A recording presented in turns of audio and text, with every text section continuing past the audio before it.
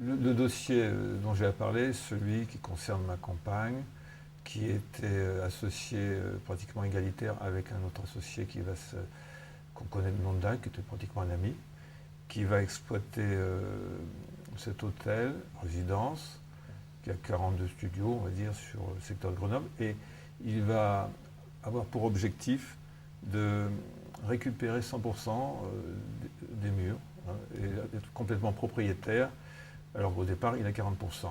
Il va arrêter de payer la banque, alors qu'il encaisse l'argent des loyers des studios qu'il loue. Il va arrêter de payer les charges et il va mettre l'hôtel en redressement, voire en liquidation, ce qu'il n'a pas obtenu. Mais son objectif était de le racheter avec un écran qui va être présenté, mis en place par une banque qui va organiser le financement de cette opération. En gros, cet ami, au départ, ne l'aurait pas fait si la banque en question ne lui avait pas présenté toute l'opération et fait le montage.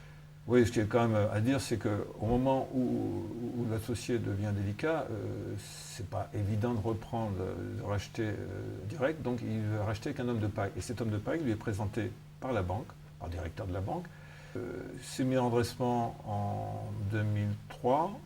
L'administrateur judiciaire lyonnais qui est en charge du dossier est informé quand même que, bien que les loyers soient pas payés, enfin que la banque ne soit pas payée, la banque qui a fait le prêt immobilier, il y a quand même 150 000 euros disponibles dans une autre banque, et qu'il y a une malversation évidente et l'organisation d'un état stationnement fictif. Cet administrateur ne fera rien, bien qu'on ait dénoncé ça à plusieurs fois, et au bout du compte, on obtiendra quand même un redressement qui va être un redressement qui ne peut pas bien se passer, puisqu'il maintiendra comme exploitant de l'immeuble, hôtelier, résidence de tourisme plutôt, le même personnage qui continuera à payer le loyer comme il voudra. Le redressement obtenu en 2004 se terminera en 2008 par une liquidation, alors que tous les créanciers étaient payés, sauf l'associé minoritaire qui ne demandait rien, qui avait lui un compte courant. On a donc fait appel. Il était démontré que l'administrateur judiciaire était dans cette affaire quand même complice de cette liquidation, puisque pour annoncer qu'aucun des créanciers était payé, c'était un mensonge évident, puisqu'il n'y avait plus de créanciers. C'était démontré dans des réunions au cabinet de juge. La Cour d'appel confirmera qu'il n'y avait pas de liquidation, qu'il fallait mettre un nouveau plan de capitalisation en place, ce qui a été fait en 2009. Après, malgré tout, le locataire, l'exploitant dirigeant fautif sera sorti de cette affaire. On récupérera au bout d'1 an et demi seulement les clés, c'est le délai, pour récupérer un actif qui va évidemment perdre sa valeur, puisqu'il va y avoir des périodes de gel, il va y avoir un peu de squatter, il va y avoir surtout la perte complète des locataires et du fonds de commerce. Et on a récupéré enfin quand même la gestion en direct de cet ancien hôtel qui est devenu aujourd'hui un immeuble de location meublée. Et au bout du compte, on aura dû investir et perdre du patrimoine, revendre du patrimoine pour sauver cette affaire. L'autre associé, Voyou, a aujourd'hui pas de sanction, bien que tout est évident, quand on est dénoncé ça auprès du procureur, qu'un associé qui a quand même 40% d'une affaire, qu'il a tout fait pour prendre 100%, mais n'ayant pas réussi, il a quand même 40%.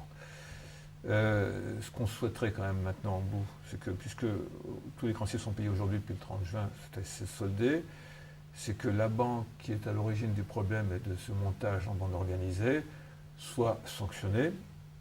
Si elle ne l'est pas, ou elle ne paye pas une partie de la casse, on va médiatiser cette affaire. Il n'y a pas de raison qu'il n'y ait pas de sanction, même si a priori on nous dit que au bout de 5 ans, on ne peut plus rien faire contre les banques qui font n'importe quoi.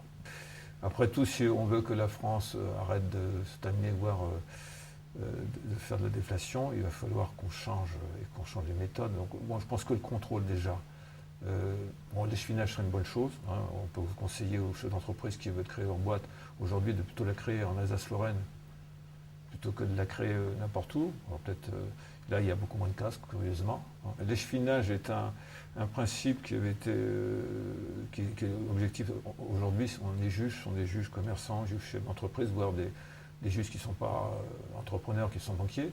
L'échevinage, c'est de mettre des juges formés au droit, comme les juges des tribunaux de grande instance ou d'instance, et qui, eux, sont des fonctionnaires.